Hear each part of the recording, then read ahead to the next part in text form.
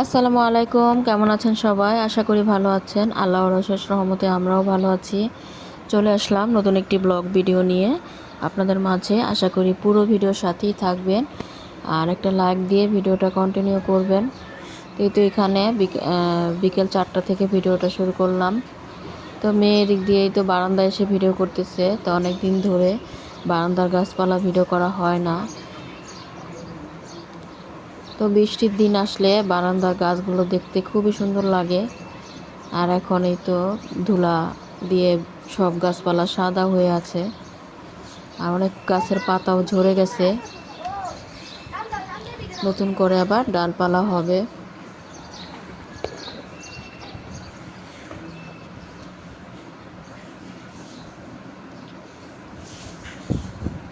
তো আমি তো অফ ক্যামেরায় অনেক কাজ করে নিয়েছি, ওই টাইমে আর ভিডিওটা অন করি নাই। তো রান্নার জন্য এখানে 2 আইটেমের মাছ বের করছি, শিং মাছ আর পাঙ্গাস মাছ, আর সাথে আলু কেটে নিয়েছি। আলুটা শিং মাছ দিয়ে রান্না করব আর পাঙ্গাস মাছটা পেঁয়াজ টমেটো দিয়ে ভুনা করব। আর এদিকে আলু কুচি করে নিয়েছি ভাজির জন্য। আর তো পেঁয়াজ কুচি করে নিয়েছি। আর এই তো মেয়ে দিক দিয়ে মিষ্টি কুমড়াটা কেটে নিচ্ছে, মিষ্টি কুমড়া ভাজি করব। আর আজকে ইফতারিতে আলু ভাজি, পরোটা আর ডিম ভাজা হবে, এই জন্য আলু ভাজি করব।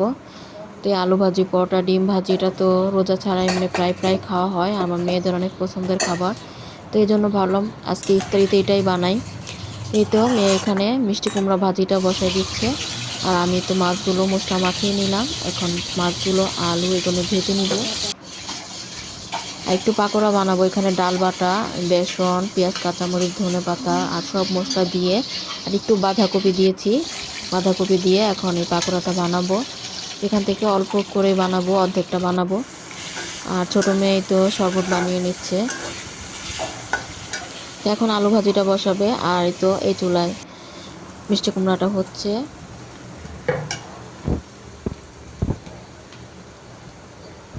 তো ওই তো পেঁয়াজ সব মশলা অল্প অল্প করে দিয়ে একটু ভেজে নিয়েছে, এখন আলু ভাজিটাও দিয়ে দিচ্ছে।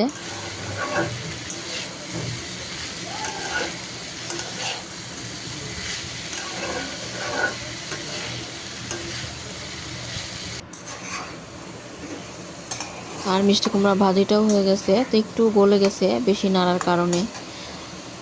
থাক, ব্যাপার না। এখন এই তো ধনেপাতা দিয়ে দিল।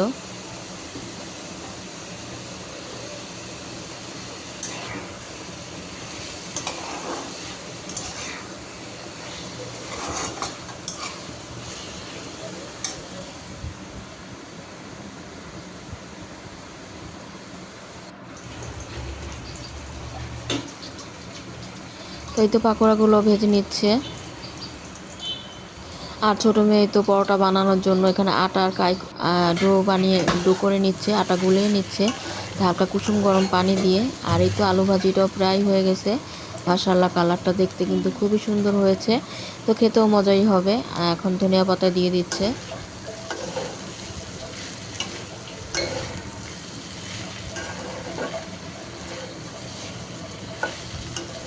তো এই তো ভাজিটাও হয়ে গেছে, এখন নামিয়ে নিবে। তো এখন এটা 2টা ডিম, পেঁয়াজ, কাঁচামরিচ, ধনেপাতা দিয়ে গুলিয়ে দিলাম। এখন এটাও ভেজে নিচ্ছে।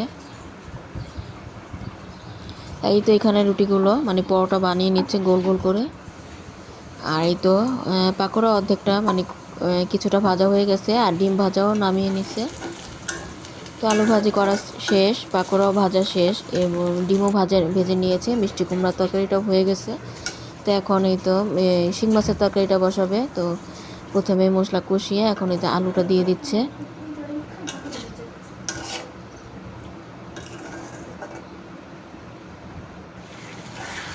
তো এরপর টমেটো দিয়ে দিলাম তরকারিতে।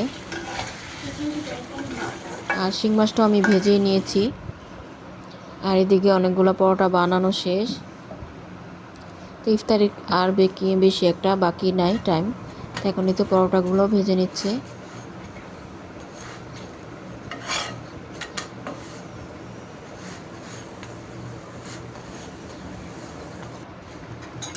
আর এই তো এক চুলা পরোটা ভেজে নিচ্ছে আর আরেক চুলা শিং মাছের তরকারিটাও হচ্ছে।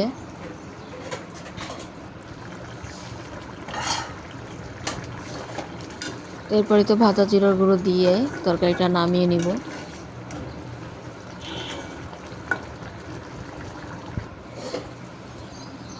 কালারটা মাশাআল্লাহ সুন্দরই হয়েছে।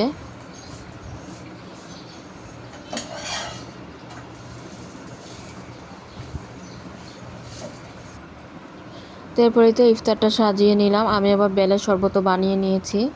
তো বেলের শরবত, রুয়াবজের শরবত, পাকোড়া আর আলু ভাজি, পরোটা, ডিম ভাজা আর তো কলা ছিল সাথে, খেজুর। তো আজান দিয়ে দিল, এখন বিসমিল্লাহ বলে ইফতারটা করে নেব।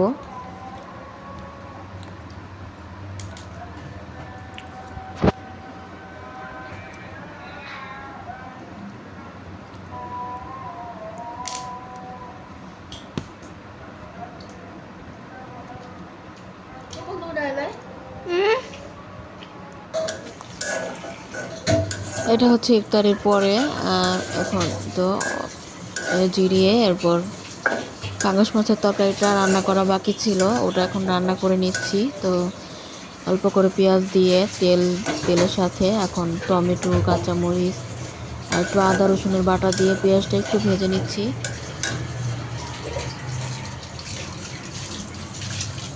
তো আমি তরকারিটা বসিয়ে এদিক দিয়ে থালা বাসনগুলো ধুয়ে নিচ্ছিলাম আর মেয়ে আবার নাড়াচাড়া করতেছে।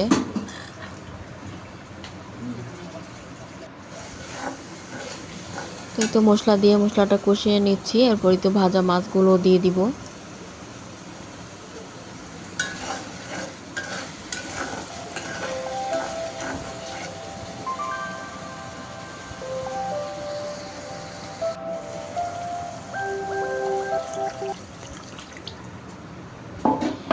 তো ভাজা মাছগুলো দিয়ে এখন পরিমাণ মতো পানি দিয়ে দিলাম।